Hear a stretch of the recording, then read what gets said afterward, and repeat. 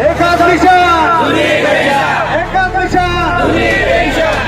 या संपानिमित्त उपस्थित सर्व माता भगिनी बंधूंनो, तरी माईकनं आपला आवाज दाबण्याचा प्रयत्न केला तरी पण या कर्मचारी ताकद एवढी मोठी आहे की आपला आवाज आपण दिल्लीपर्यंत पण पोहोचू शकतो.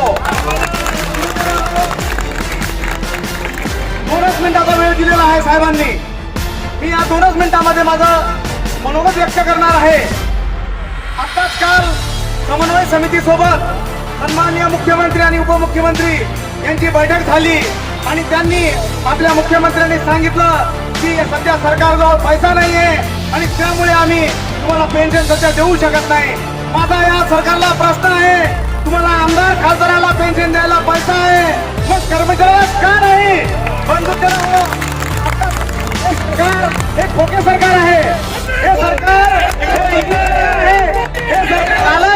कालच या सरकारनं कर्मचाऱ्याचा संप दाबण्यासाठी एक अतिशय घातक असं परिपत्रक काढलं आणि त्या परिपत्रकाद्वारे या कर्मचाऱ्याला दाबण्याचा प्रयत्न केला. परंतु या भारताचं भविष्य त्यांनी घडवलं. असे शिक्षक या संपामध्ये सामील आहेत आणि बंधुजन हो, या जगामध्ये शिक्षक जे काही करू शकते ते कोणीच करू शकत नाही. प्रलय हे फक्त शिक्षणामध्ये निर्माण करण्याची ताकद आहे. बंधुजन हो, या महाराष्ट्रामध्ये तुम्ही ऐकलं असेल की 62 दिवसाचा संप झाला होता. त्या काही शिक्षक लोकांना फक्त 1 रुपया 2 रुपये पगार होता. परंतु वसंतदादा पाटील यांचं सरकार उलटून या शिक्षकांनी टाकलं. ही ताकद या कर्मचाऱ्यांमध्ये आहे. या दोनही निवडणुकात बंधुजन हो, हे निर्णय सरकार आहे. हे सरकार कशालाही घाबरत नाही. परंतु आपल्या हाती वोट आहे. आताच आपलं एक स्लोगन झालं, जो देईल पेन्शन त्यालाच आपण देऊ वोट.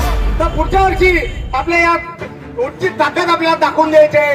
या खोके सरकारला लात मारून आपल्याला हाकलून द्यायचं आहे, तरच आपल्याला पेन्शन मिळेल. बंधुजन हो, पुण्याचा आपण सगळेजण आले. आता सर्वांचे पुन्हा एकदा मी आभार मानतो आणि माझे मनोगत संपवतो. जय हिंद, जय महाराष्ट्र.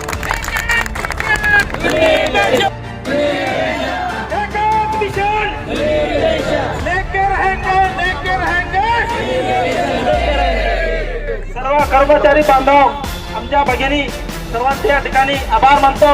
अभूतपूर्व असा हा मोर्चा या ठिकाणी निघालेला आहे. जोपर्यंत आपली पेन्शनची मागणी मान्य होणार नाही तोपर्यंत हा मोर्चा मागे हटणार नाही. सर्वांची साथ आम्हाला पाहिजे आहे. सर्व संघटना तुमच्या सोबत राहतील. तुमच्या केसाला कोणी धक्का लावणार नाही. कोणता फेस मारून फेस मारून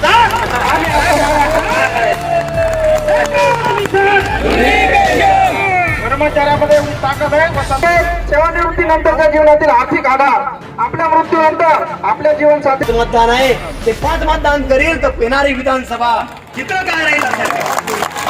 त्यामुळे कोणीही घाबरून जाऊ नका. संपाच्या धमक्या येतच राहतील. असं तर खूप चालतंय. यांना सरकार बनवण्यासाठी एवढे नाटकं करायला चालते. आपण आपल्या हक्कासाठी सगळे लोक एक होऊन एका जागा यायला चालत नाही. आज चित्र पाहिलं, पहिले सुरुवातीला पाहिलं की एक बटन दाबलं तर या सरकारला मत जात होतं. आज तर ज्याला मतदान केलं तर त्या सरकारमध्येच चालला. मग आता नेमका विरोध करायचा कोणाचा आहे? आपल्याला विरोध करायचा आहे आपल्या सरकारचा. आपली सरकार मायबापा यांच्या विरोधात आपण आवाज उठवलेला आहे. माझं सर्वांना आव्हान आहे, सर्व काम बंद करा. आज यांची आपल्यात ताकद आहे हे सरकार हादरवण्याची. सर्व काम बंद करून सर्वांनी एकजूट व्हा आणि संपाला कायम राहा. आजचा मोर्चा झाल्यानंतर सुद्धा आपला संप मिटलेला नाही. संपाची कालात आदरणीय काटकर साहेबांना बोललं, जोपर्यंत आम्हाला पेन्शन मिळत नाही तोपर्यंत आम्ही संप घेणार नाही. आतापर्यंत यांनी खूप नाटकं केले.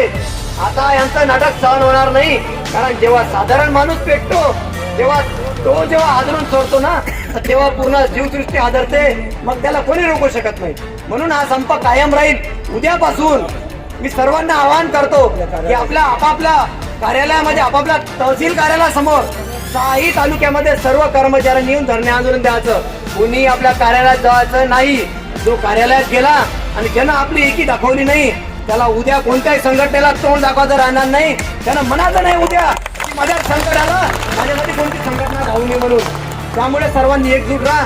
तुमची एकजूट ही तुम्हाला वाचून देईल. शेवटी एकच बोलतो, गुंडाच्या कारवाईने कधी देशाचा नाश होत नाही. गुंडाच्या कारवाईने कधी देशाचा नाश होत नाही. देशाचा नाश होतो तो सक्रिय लोकांच्या निष्क्रियतेमुळे. लक्षात ठेवा. म्हणून सर्वांची एकजूट राहू द्या आणि आपलं आंदोलन यशस्वी करा. एकाच मिशन, एकाच मिशन.